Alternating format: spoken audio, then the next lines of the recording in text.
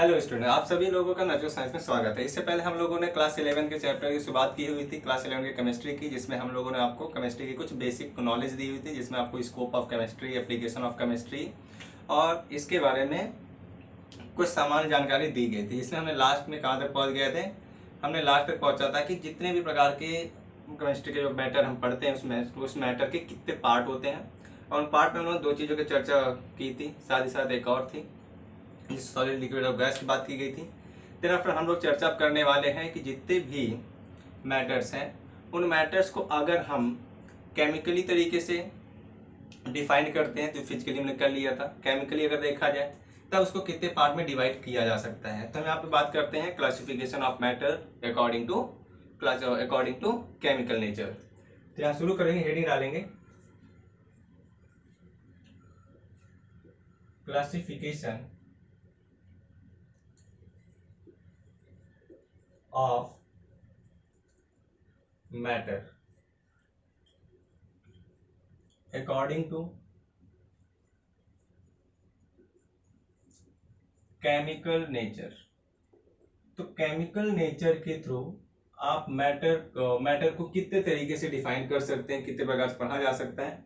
तो यहाँ पे हम लोग अगर किसी भी मैटर को डिफाइन करें केमिकल नेचर के आधार पर, तो यहाँ दो चीजों की बात करेंगे। पहली चीज क्या क्या आती है, जिसको हम लोग क्या कहते हैं, प्योर सब्सटेंस। या हम बात कर सकते हैं प्योर तरीके के बनाए, यानी जो मटेरियल्स होते हैं वो सारी चीजें। तो बात करेंगे प्योर सब्सटेंस की। तो जो प्योर सब्सटेंस है, आखिर प्योर सब्सटेंस है क्या, और प्योर सब्सटेंस को कैसे डिफाइन किया जा सकता है। जिसकी डेफिनेशन सिंपल से लिखा जा सकता है कि कोई प्योर सब्सटेंस होता है जिसके बाद कोई सिंगल पार्टिकल से जो बनाए जाने वाले एलिमेंट होते हैं, कोई मैटर होता है, वो क्या कहलाता है, प्योर सब्सटेंस। डेफिनेशन लिखी जाएगी, it is a single type of particle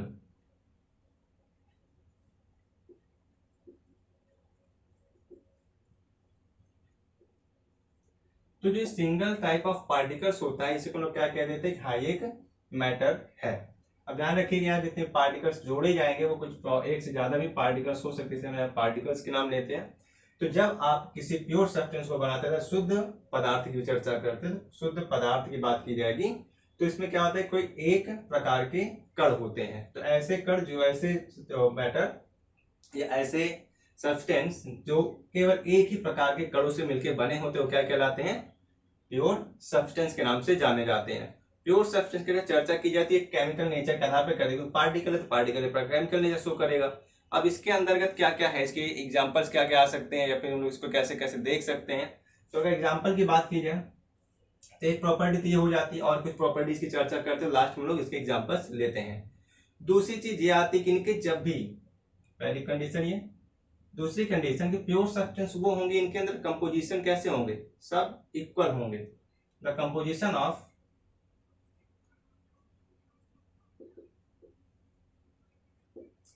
particle are equal. तो इनके पार्टिकल्स के जितने भी कंपोजिशन में लगाए जाएंगे सारे इक्वल होने चाहिए। मतलब ये नहीं कि कोई एक है कोई दो है, कुछ प्रकार से नहीं चाहिए। अगर एक है तो एक एक के साथ मिला जाए, दो है तो दो दो के साथ मिला जाए, इस प्रकार से बने होने चाहिए।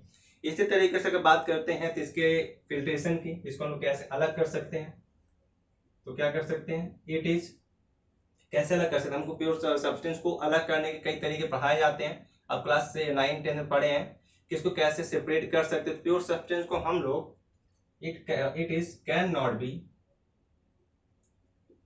नॉट बी सेपरेटेड बाई किसके द्वारा, इवेपोरेशन या फिल्ट्रेशन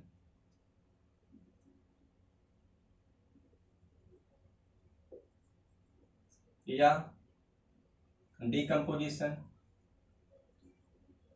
यहां लिख दे रहे हैं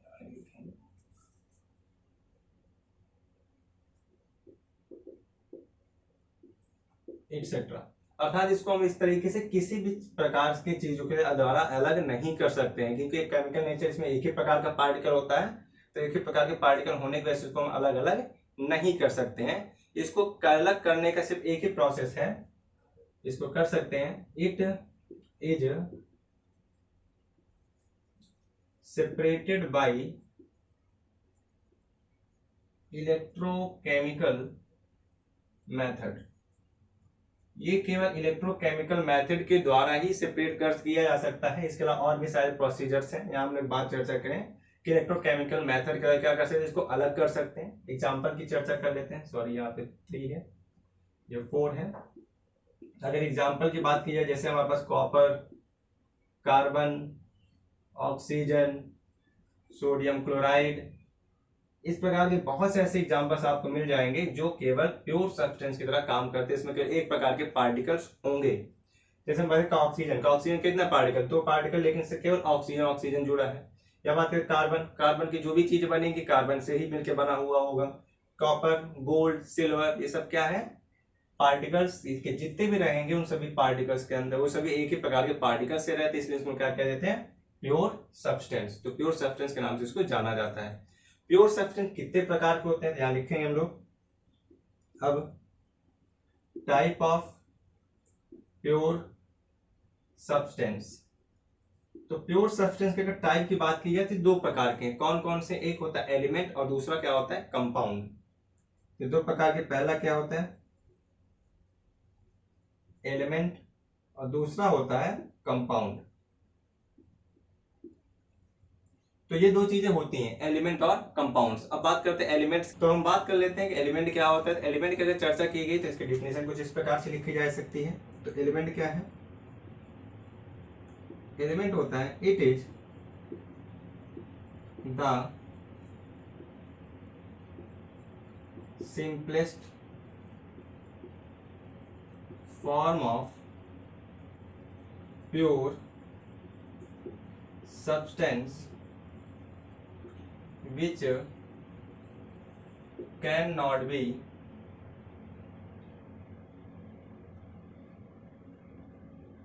decomposed and build in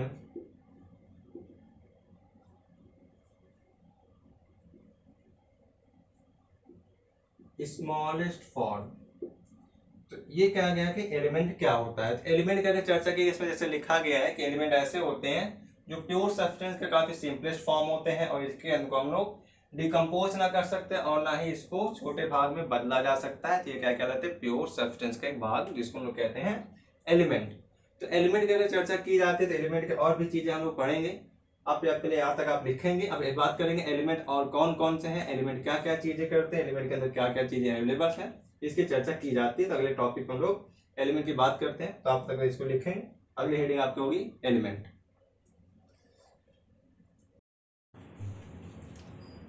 तो जैसा कि हम लोग आप बात बताए हुआ कि आप एलिमेंट की बात करें तो एलिमेंट हमारे पास कितने तरीके के होते हैं। पीरियोडिक टेबल में एलिमेंट को 3 भाग में डिवाइड करके रखा गया। कौन कौन से भाग करे गए हैं, तो इसको लोग 3 भाग में बांटते हैं। तो इसको यहाँ लिख लेता हूँ, बेटर है। तो एलिमेंट 3 प्रकार के, कौन कौन से भाग हैं। पहला आता है जिसको हम लोग कहते हैं मेटल, दूसरा नॉन मेटल और तीसरा पार्ट है मेटेलॉइड। ये 3 प्रकार की चीजें पाई जाती हैं। तो आप मेटेलॉइड, मेटल और नॉन मेटल, 3 चीजों को डिवाइड करेंगे। सारी चीजों को प्रॉपर्टी की बात की जाएगी। तो इसकी प्रॉपर्टी की बात की तो पहले ये क्या होता है, आपने पढ़ा है कि जो मेटल्स होते हैं वो ज्यादातर सॉलिड होते हैं। इसके अलावा इलेक्ट्रिक कंडक्टिविटी होती है, डक्टाइल होते हैं, लस्टर्स होते हैं। इसके अलावा इन लोगों के अंदर हार्डनेस होती है, काफ़ी हार्ड होते हैं कुछ चीज़ों को ड्रॉप आउट करके। तो यहाँ जो एक्सेप्शंस हैं उन एक्सेप्शंस की भी चर्चा की जाएगी और साथ ही साथ यहाँ पे आपको मेटल, नॉन मेटल और मेटेलॉइड की प्रॉपर्टी के बारे में डिस्कशन किया जाएगा। तो जैसे हम बात करते हैं मेटल, पहले क्या होते हैं, जनरली हार्ड होते हैं क्योंकि हार्डनेस इनके अंदर पाई जाती है, हार्डर ज़्यादा होते हैं। इसके अलावा दूसरी चीज ये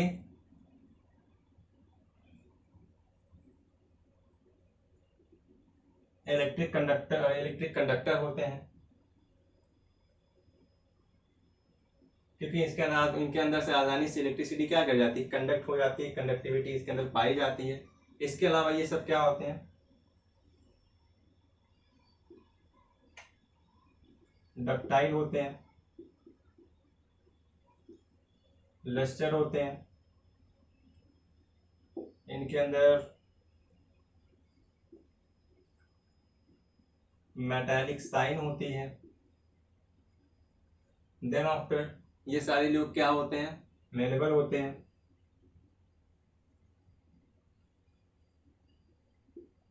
मेलेबल के मतलब क्या कहते हैं, जिसको पीटा जाता है, पीट कर क्या करते हैं, छोटे छोटे पतली सीटों में कन्वर्ट हो जाते हैं, जिसको हम कहते हैं थिन वायर में कन्वर्ट हो जाते हैं, थिन सीट। तो जब ये थिन सीट में कन्वर्ट हो जाते हैं ये क्या कहलाता है हमारा, कि ये मेलेबल है। इस प्रकार के बहुत से आपकी चीजें मिल जाएंगी जो आपको मेटल के अंदर चीजें अवेलेबल होती है। मेटल की प्रॉपर्टी क्या क्या, पहली थी हार्ड है, इलेक्ट्रिक कंडक्टिविटी कर सकती है, डक्टाइल और रस्टर्स होते हैं, मेटेलिक साइन पाई जाती है, और ये क्या मेटेबल्स पाए जाते हैं।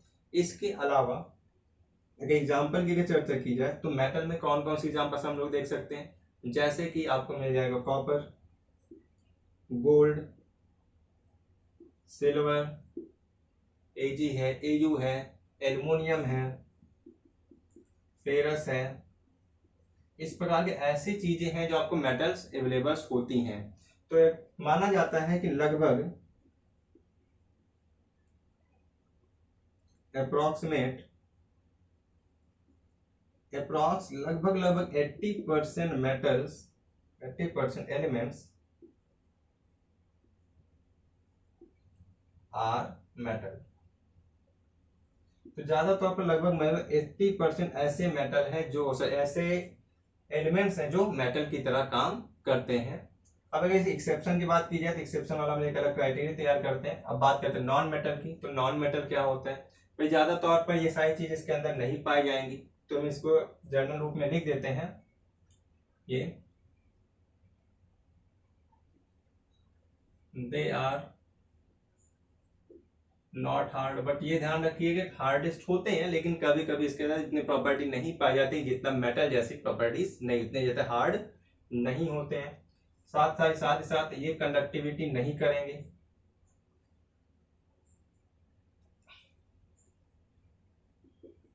डोंट कंडक्ट इलेक्ट्रिसिटी, तो इनके अंदर इलेक्ट्रिसिटी कंडक्ट नहीं होती है। तो ये तो ना तो डक्टाइल होते हैं, ना लस्टर्स होते हैं, और ना इसके मेटेलिक साइन होती है, तो डू नॉट हैव। इनके पास क्या क्या चीज नहीं होती, मेटेलिक साइन, तो इनके अंदर मेटेलिक साइन नहीं पाई जाती है। इसके अलावा दे आर नॉट लस्टर, ठीक है, लस्टर्स होते हैं, और ना तो ये डक्टाइल होते हैं, इनके अंदर कोई भी ऐसी प्रॉपर्टीज नहीं पाई जाती है। इनको अगर पीटा जाए तो ये क्या कर जाते हैं, धीरे धीरे बिखर जाते हैं, अर्थात ये ब्रिस्टल्स होते हैं, ठीक है। तो हार्ड है तो यहाँ पे एक लेते हैं, दे आर, कैसे दे आर ब्रिस्टल्स पाए जाते हैं, तो इसको लिखेंगे BRITTLS, ब्रिस्टल्स, ठीक है। तो ये सब क्या होते हैं, ब्रिस्टल्स होते हैं, क्योंकि इनको जब पीटा जाता है छोटे छोटे भाग में टूट जाते हैं, इसलिए इसको ब्रिस्टल के नाम से जानते हैं। एग्जाम्पल ले लिया जाए इनके आधार पर, तो कौन कौन से एग्जाम्पल पाए जा सकते हैं, तो एग्जाम्पल में जैसे आपको मिल जाएगा ऑक्सीजन, सल्फर, ठीक है, हाइड्रोजन, कार्बन, नाइट्रोजन। इस प्रकार के ऐसे बहुत सारे एलिमेंट है जो आपको नॉन मेटल की तरह काम करवाते हैं, ये सारे नॉन मेटल्स पाए जाते हैं। अब बात की जाए मेटलॉइड की, तो मेटलॉइड भी क्या करते हैं, जिनके अंदर दोनों प्रकार की प्रॉपर्टीज पाई जाती है, इसको लोग क्या कह देंगे, जनरली इट हैव बोथ, मतलब मेटल और non metal, metal plus non metal property. तो इनके अंदर प्रॉपर्टी कैसी होती है, मेटल की भी होती है और नॉन मेटल की भी प्रॉपर्टी होती है, दोनों चीजें होती है, इसलिए क्या कहते हैं, मेटेलॉइड के नाम से जाना जाता है। जैसे इसके एग्जांपल ले लेते हैं, एग्जांपल में जैसे एंटीमनी है, बिस्मिथ है, आर्सेनिक है, सिलिकॉन है, तो सिलिकॉन है, बिस्मिथ है, ठीक है। इसके अलावा आपको जैसे मिल जाएंगे एंटीमनी। इस प्रकार के बहुत से ऐसे एलिमेंट हैं जो आपको मेटलॉइड की तरह काम करवाते हैं। याद करने का सिंपल प्रोसीजर, आप मेटल याद कर लेंगे तो नॉन मेटल याद हो जाएगा और उसके अलावा मेटलॉइड भी कंफर्म हो जाएगा। तो आपको मेटल, नॉन मेटल और मेटलॉइड जो किसके पार्ट है, एलिमेंट के हिस्से हैं। अब इसके बाद हम लोग चर्चा किसकी करेंगे, जो मेटल प्योर सब्सटेंस का दूसरा भाग है जिसका नाम है कंपाउंड। तो कंपाउंड क्या है, यहाँ पे लोग बातें करना शुरू करेंगे और क्या क्या चीजें अगले टॉपिक पर आप हेडिंग डाल के रख देंगे। अगला टॉपिक क्या आएगा, कंपाउंड। तो हेडिंग डालेंगे हम लोग कंपाउंड। तो तब तक आप इसके लिखेंगे, हम कंपाउंड के टॉपिक के साथ आपको अगले समय पे मिलते हैं। तब तक आप इसको लिखिए।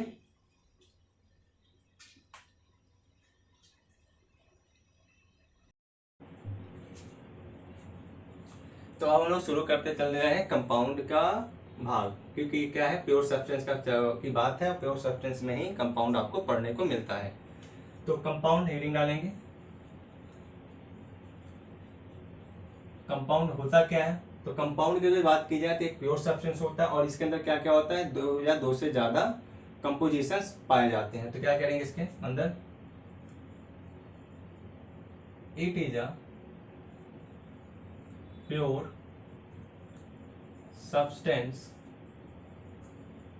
that have two or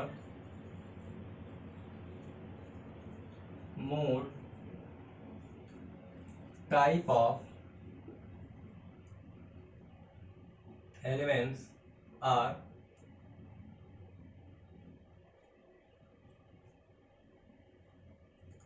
found. तो इसके अंदर दो या दो से ज्यादा प्रकार के एलिमेंट एक साथ मिल करके क्या कर सकते हैं, एक सब्सटेंस तैयार करेंगे और वो सब्सटेंस होगा प्योर होगा, जिसको हम नाम देंगे कंपाउंड। अब कंपाउंड की बात की है जिसमें जितने भी आप कंपोजिशंस लगाएंगे, जो दो या दो से ज्यादा एलिमेंट होंगे, वो ज्यादा सारे एलिमेंट एक फिक्स रेशियो में होते हैं। इसमें लिख सकते हैं हम लोग, तो these element are fixed in ratio. तो अपने एक फिक्स रेशियो में होता है। जैसे हम बात कर लेते हैं, किसी एक पे उठा के देख लेते हैं, मान लिया कि हमारे पास वाटर के अमाउंट के लिए लेते हैं, तो वाटर अमाउंट कैसे बनता है, H2O। ठीक है।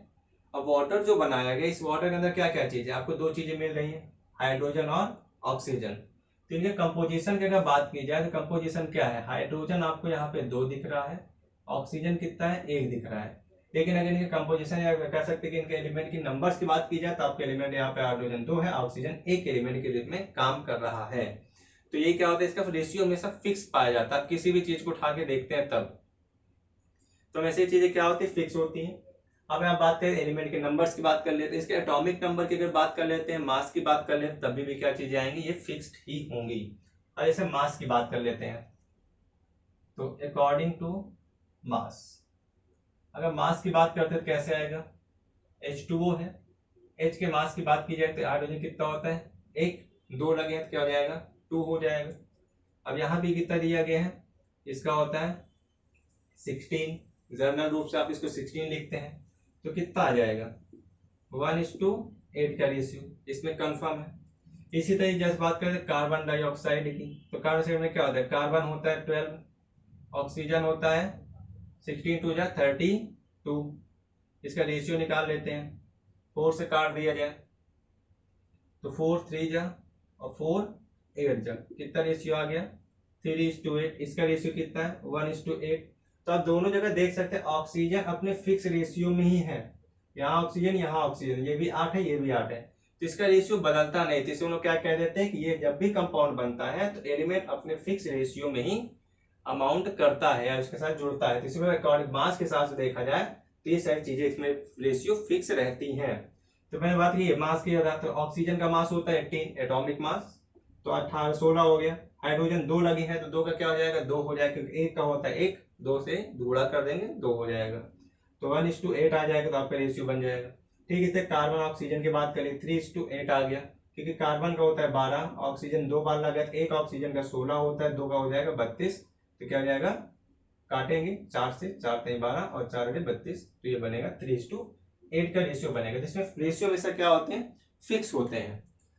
तो कंपाउंड का ध्यान रखिएगा, हमेशा रेशियो फिक्स होने वाले होने होंगे, उसी को हम लोग कह देते हैं कंपाउंड। कंपाउंड दो तरीके के हैं, तो टाइप ऑफ कंपाउंड। कंपाउंड की अगर बात की जाए तो कंपाउंड दो तरीके, कौन कौन से हम लोगों ने जब शुरू में केमिस्ट्री शुरू की तो उसमें एक ऑर्गेनिक और इनऑर्गेनिक पढ़ा गया था। तो जो ऑर्गेनिक और इनऑर्गेनिक कंपाउंड्स होते हैं उन्हीं को लोग क्या कह देते हैं, कंपाउंड्स के टाइप के रूप में पढ़े जाते हैं। तो क्या कहेंगे, पहली चीज, पहला हम इसको लिख सकते हैं क्या, ऑर्गेनिक कंपाउंड। तो ऑर्गेनिक कंपाउंड है क्या, ऑर्गेनिक कंपाउंड ऐसे कंपाउंड होते हैं जिनके पास ज्यादा तौर पे कार्बन से बनाए गए या फिर जो नेचुरली पाए जाने वाले कंपाउंड होते हैं, वो क्या कहलाते हैं, ऑर्गेनिक कंपाउंड। तो ऑर्गेनिक कंपाउंड की एग्जांपल हम लोग उठाएंगे, जैसे हम बात कर लेते हैं वैक्स की, कार्बन था जो कोल होता है, ये हो गया। या हम बात कर लेते प्रोटीन की, या हम बात कर लेते फैट की। इस प्रकार के ऐसे बहुत सी चीजें हैं जो हमें नेचुरली मिलती हैं, उसके अंदर कार्बन कहीं ना कहीं पाया ही जाएगा।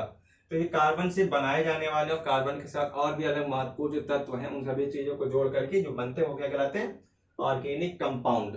जैसे हम बात कर लेते हैं प्रोटीन की, तो प्रोटीन में क्या होता है, कार्बन ऑक्सीजन नाइट्रोजन हाइड्रोजन पाए जाते हैं। कार्बन कोल की बात करें केवल कार्बन से बना होता है। वैक्स की बात करें carbon oxygen nitrogen, carbon oxygen hydrogen पाए जाते हैं। फैट की बात करते हैं कार्बन हाइड्रोजन ऑक्सीजन अवेलेबल होता है। ये सारी चीजें क्या है, ऑर्गेनिक कंपाउंड। दूसरी अगर चर्चा की जाए कि ऑर्गेनिक कंपाउंड में दूसरा क्या है, दूसरा है इनऑर्गेनिक कंपाउंड। और अगर इनऑर्गेनिक कंपाउंड की बात की जाए तो इनऑर्गेनिक कंपाउंड ऐसे कंपाउंड होते हैं जिसके अंदर कार्बन नाइट्रोजन के साथ साथ और भी प्रकार के एलिमेंट पाए जाए, जैसे सल्फर हाइड्रोजन, सल्फर हो गया, नाइट्रोजन सोडियम हो गया, पोटेशियम हो गया। इस प्रकार की चीजें क्या कहलाती हैं, इनऑर्गेनिक कंपाउंड के नाम से जाना जाता है। जैसे एग्जांपल ले लेते हैं, जैसे रॉक्स मिनरल। रॉक्स मिनरल्स में क्या मिल जाए, जैसे मान लेते हैं मैग्नीज मिल जाता है, मैग्नीशियम मिल जाता है, इस प्रकार की बहुत सारी चीजें मिलती हैं रॉक्स मिनरल के अंतर्गत। इसके अलावा हमारे पास जैसे मार्बल हो गया, मार्बल में आपको सिलिकॉन मिल जाता है, ऑक्सीजन मिल जाता है, ठीक है। इसके अलावा हम बात कर लेते हैं जैसे वॉशिंग सोडा की। तो वॉशिंग सोडा भी क्या करता है, इन सभी चीजों के लिए आपको अलग अलग चीजें मिलती है। जैसे वॉशिंग सोडा की बात कर लेते सोडियम ज्यादा मिल जाता है, ठीक है। इस प्रकार की चीजें आपको इसमें मिलेंगी। तो ऑर्गेनिक और इनऑर्गेनिक कंपाउंड को हम लोग इस प्रकार से रखेंगे, जो किसका पार्ट है, ऑर्गेनिक। ध्यान देने वाली बात है, जब इसको हम लोग लिखेंगे इसका रेशियो फिक्स रहेगा ही रहेगा। तो रेशियो फिक्स होना चाहिए, साथ ही साथ इसका एक या एक से ज्यादा, दो या दो से ज्यादा चीजों से मिलकर बना होना चाहिए, वो कहलाएगा कंपाउंड। तो इसके बाद हम लोग आगे चर्चा करेंगे कंपाउंड के, तो तब तक इसको लिखेंगे और फिर हम लोग अगले टॉपिक पे बढ़ते हैं।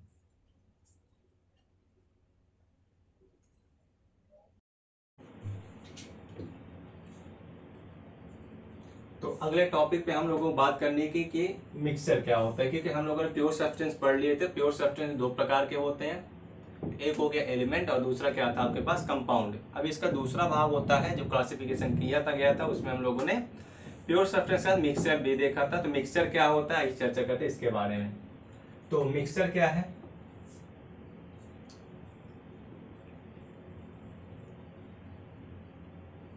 आप लोगों को बखूबी पता है कि मिक्सचर एक ऐसी चीज है जिसमें एक या एक से ज्यादा चीजों को मिला दिया जाता है, दो और भी चीजें मिल जाती हैं, तो सब चीज क्या कहलाती है, मिक्सचर कहलाती है। तो मिक्सचर को क्या करेंगे, डेफिनेशन क्या लिखेंगे, द कॉम्बिनेशन ऑफ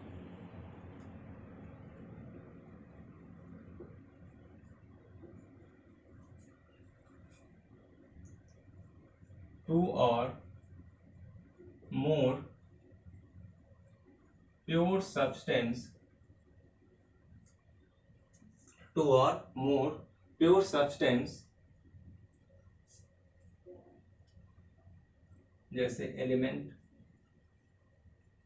या कंपाउंड, इन एनी रेशियो। ध्यान रखिएगा, हमें बात की है किसी भी रेशियो मिल जाना चाहिए, किसी भी रेशियो में जुड़ा होता है तो क्या कहलाता है, मिक्सचर में आ जाएगा। In any ratio and do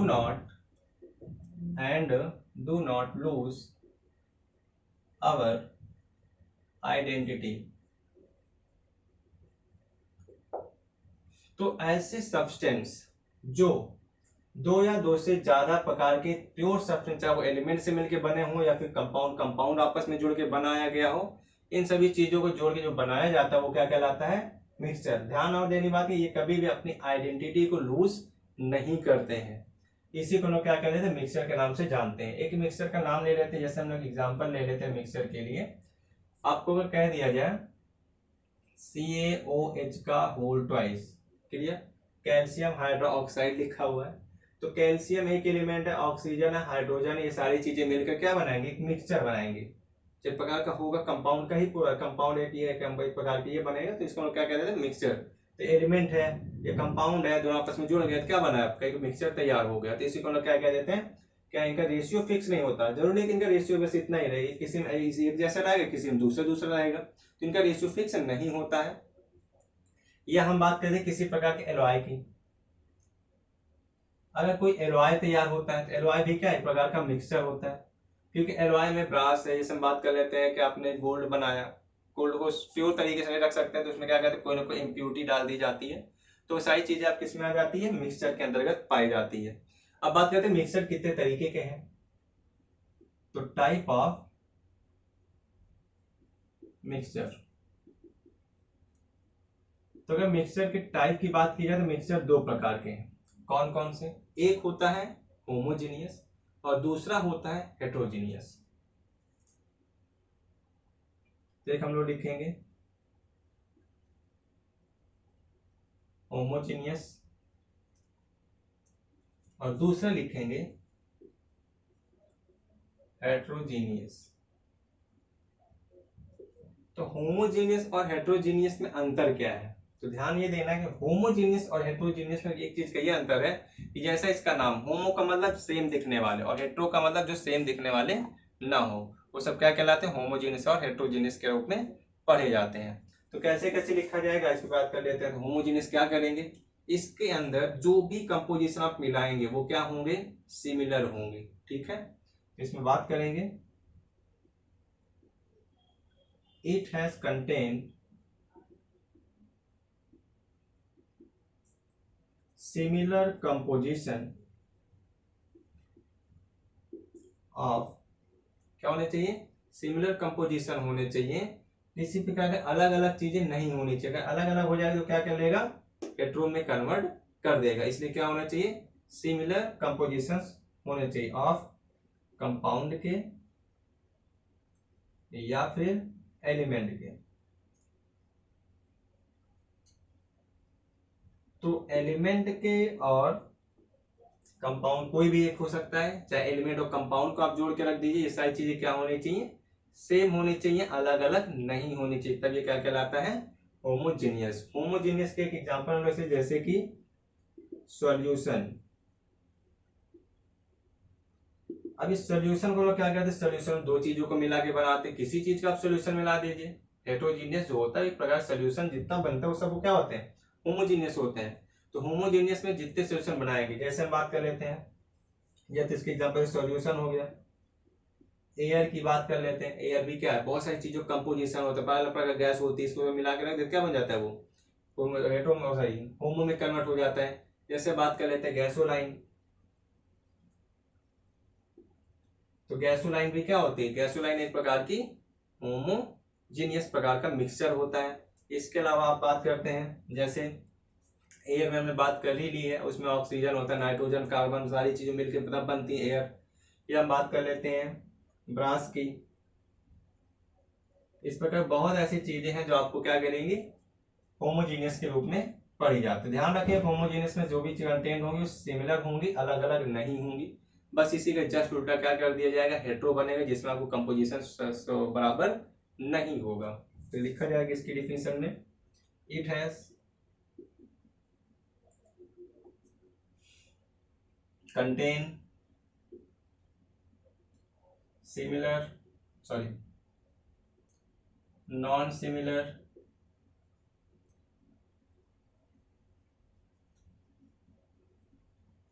composition of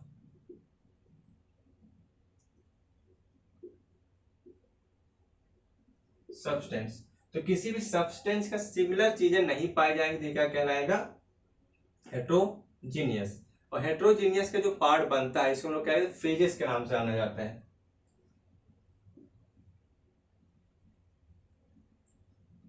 These component are called phase। तो इसके कंपोनेंट फेज के नाम से जाना है, तो फेज के रूप में ये काम करते हैं। और इनका जब भी होता है तो इनके कोई भी चीज मिलाओ तो क्या विजिबल होंगे। जैसे आपने क्या कर दिया कि पानी में जाओ ज्यादा मिट्टी मिला दी तो क्या करेगा? वो हेट्रो बन जाएगा। है तो मिक्सचर ही, लेकिन उसमें आपको मिट्टी दिखाई देगी अलग से। इस प्रकार के इसमें मिक्सचर्स पाए जाते हैं। तो इसमें हम लोग लिखेंगे एग्जाम्पल को, जो आप सोल्यूशन बनाएंगे। सोल्यूशन भी जैसे दो तरीके को इसमें सोल्यूशन दो तरह सोल्यूशन के रूप में पढ़ा जाए। तो सोल्यूशन जो बनाया जाएगा जिसमें सारी चीजें अलग अलग दिखाई दी जाए। जैसे ऑयल को आप वाटर में मिला दीजिए, तब यह हम बात कर लेते हैं। सैंड को आप वाटर में मिला दीजिए। इस प्रकार की जो चीजें होती है वो सब क्या कहलाती हैं? हेट्रोजीनियस मिक्सचर के रूप में पढ़ा जाता है। तो ये हमारा रहा कि मैटर को जो केमिकल तरीके से बांटा गया, उस मैटर के केमिकल तरीके से पार्ट्स क्या क्या हुए। अब एक हम लोग लास्ट में पढ़ लेते हैं कि इसका क्या स्वरूप आपको निकल के आई, इसका पूरा का पूरा समरी क्या निकल के आई। तो इसके बाद बात करते हैं, तब तक इसको लिखेंगे, लास्ट में हम इस पे समरी की चर्चा करेंगे। फिर आपको अपने मेन टॉपिक पे बढ़ते हैं और उसमें क्या क्या चीजें जो आपके लिए जरूरी है।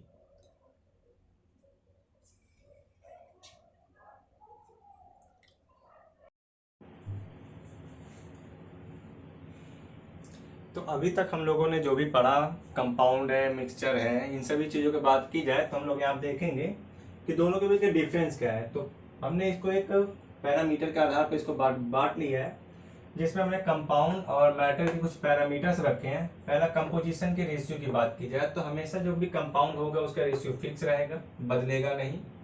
इसका फिक्स नहीं रहता, किसी भी तरीके से आप मिला देंगे वो मिक्सचर बन जाएगा। जबकि अगर नेचर की बात की जाए तो होमोजीनस होगा। ये दोनों हो सकते हैं, होमो भी हो सकता है और हेट्रोजीनियस भी हो सकता है मिक्सचर। तीसरी बात की गई है केमिकल फॉर्मूला की। तो कंपाउंड का आपको कोई केमिकल फॉर्मूला डिफिनिट मिल जाएगा, जबकि इसका नहीं मिलेगा, क्योंकि हम इसमें क्या करते हैं? कोई फॉर्मूला बना लेते हैं। अब फॉर्मूला कैसे बना सकते हैं? जैसे मैं बताया हुआ था कि आप बना दीजिए CO2 बना दीजिए, H2S बना दीजिए। इस प्रकार आप कुछ भी बना सकते हैं, तो ये आपका बन जाएगा कंपाउंड, एक प्रकार से बिहेव करने लग जाएगा। जबकि इसका आप कोई फॉर्मूला नहीं बना सकते हैं। कैसे लिखेंगे? लिखना पड़ेगा, अगर वाटर मिलाना है तो H2 प्लस शुगर, ये मानेंगे। अगर हम बात करते हैं और भी चीजों को मिलाएं तो और भी चीजों को मिलाएंगे तो इस प्रकार से बनेगा। इसलिए उसका मिक्सचर का आपको केमिकल फॉर्मूला डिफिनेट नहीं रहेगा, जबकि इसका डिफिनेट रहेगा। फॉर्मेशन कैसे बनाए जा सकते हैं? तो बनाने के लिए क्या करेंगे? केमिकल प्रोसेस, रासायनिक प्रक्रिया के द्वारा बनाया जा सकता है। और इसको फिजिकल, भाई आप इसको हिलाइए, जब आप चम्मच से चीनी को मिलाते हैं, या इसके अलावा जब किसी चीज को घोला जाता है तब क्या करेंगे? आप इसको यूज कर सकते हैं। तो इसलिए फिजिकल प्रोसेस की तरह काम करता है। सेपरेशन की बात, इसको कैसे अलग कर सकते हैं? तो अलग करने की इसको ज्यादा तो आप इजीली तरीके से अलग नहीं कर सकते। कुछ केमिकल प्रोसीजर्स होते हैं, हमने बात की हुई थी इलेक्ट्रोकेमिकल नेचर, उसके आधार पे काम करता है। इसको आप इजीली तरीके से सेपरेट कर सकते हैं, गर्म करके, ठंडा करके, डिकम्पोजिशन करके, सब्लिमेशन करके, किसी न किसी तरीके से आप अलग कर सकते हैं, लेकिन इसको आसानी से अलग नहीं कर सकते हो। मेल्टिंग और बॉइलिंग पॉइंट कंपाउंड का दोनों फिक्स रहता है, जबकि इसका फिक्स्ड नहीं रहता है। तो ये तो रहा हमारा पूरा का पूरा कंपाउंड और मिक्सचर का डिफरेंस। अब हम लोग लास्ट टॉपिक पे चलते हैं। लास्ट टॉपिक इसका है जिसमें हम इसका एक पूरा का पूरा माइंड मैप बात करेंगे कि माइंड मैप में क्या क्या चीजें अवेलेबल है, तो इसकी चर्चा की जाती है। तो अगर हम बात करते हैं कि मैटर के माइंड मैप की, तो मैटर के माइंड मैप को हमको याद होगा तो हम लोगों ने दो चीजें बांटी हुई थी, और दो चीजों में बांटा हुआ था। किस फॉर्म में बांटा हुआ था? एक केमिकल के रूप में और एक फिजिकल के रूप में। केमिकल के रूप में क्या पढ़ा गया था? जब हमने केमिकल के लिए पढ़ा तब इधर पढ़ाया थे, जिसमें हम प्योर सब्सटेंस पढ़ा और मिक्सचर पढ़ा। जबकि अगर फिजिकल की बात की गई तो तीन भागों में पढ़ा गया, सॉलिड, लिक्विड और गैस। तो वही हमको यहाँ पे चर्चा करनी है। तो मैटर है क्या? तो माइंड मैप ले लेते हैं, माइंड मैप ऑफ मैटर। तो मोटा मोटा अगर समझा जाए कि मैटर के माइंड मैप में क्या है, तो हम लोग क्या करेंगे? लिखेंगे मैटर तो मैटर को लोग जनरल दो भाग में बांट रखेंगे। कौन कौन से भागों में बांटेंगे? एक बांटेंगे फिजिकल और एक बांटेंगे केमिकल। तो फिजिकल और केमिकल दो भागों में बांट दिया जाएगा। फिजिकल की बात करते थे, फिजिकल को लोग तीन भागों में बांट रखा था। एक बांटा था सॉलिड, एक बांटा था लिक्विड और एक बांटा था गैस। इसके दो फॉर्म और हैं जिसको लोग बात करते हैं प्लाज्मा और एक बात करते हैं बोस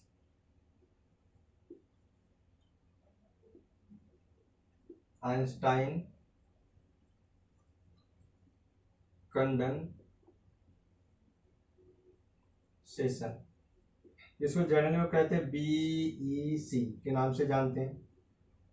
तो ये आपके फिजिकल के रूप में इसको बांट रखे थे। केमिकल की अगर बात की जाए, केमिकल के रूप में हम लोग इसको दो पार्ट में बांटा हुआ था। कौन कौन से? दो पार्ट बांटे थे जिसका हम लोग प्योर सब्सटेंस और मिक्सचर के रूप में रखा गया था। तो ये क्या हुआ? Pure substance. और दूसरा आया था मिक्सचर। तो हमने प्योर सब्सटेंस को कितने भाग बांट रखे थे? दो भागों में बांटा हुआ था प्योर सब्सटेंस को। कौन कौन से? अगर प्योर सब्सटेंस की बात की जाए तो प्योर सब्सटेंस एक आया था एलिमेंट और दूसरा आया था कंपाउंड।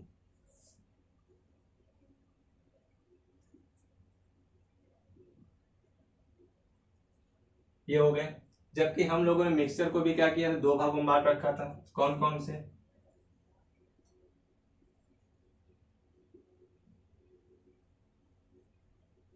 होमोजेनियस और हेट्रोजीनियस, दो भागों में बांट रखा हुआ था। अब इसके अलावा हम लोग इसको बांटा रहता नहीं, होमो और हेट्रो ही रख गया था। लेकिन हमने कंपाउंड को दो भाग में बांट रखे थे। कंपाउंड को हमने दो भागों में कौन कौन से बांटा गया था? इसको हमने बांटा था ऑर्गेनिक और इनऑर्गेनिक। तो ऑर्गेनिक और इनऑर्गेनिक कंपाउंड के रूप में इसको डिवाइड कर रखा गया, तो ये आपकी चीजें बनती हैं। तो इसी को हम लोग क्या कहते थे कि हाँ आपके मैटर का ये पूरा पूरा फॉर्मेशन है, इसको हम लोग कैसे पढ़ा जाता है। तो ये सारी चीजें आपकी थी जनरल रूप से। अब इस जनरल प्रॉपर्टी के बाद अब हम शुरू करेंगे आपके कैलकुलेशन और साथ ही साथ इससे जुड़े हुए आगे के टॉपिक जो आपको क्लास 11 से काफी मदद करने वाले हैं। तो अगले टॉपिक पे हम लोग बात करेंगे और अगले टॉपिक में मिलेंगे कि इसके अंदर क्या क्या चीजें हैं। तो हम लोग तब तक आप इसको लिखेंगे और साथ साथ हमारे चैनल को सब्सक्राइब जरूर करें।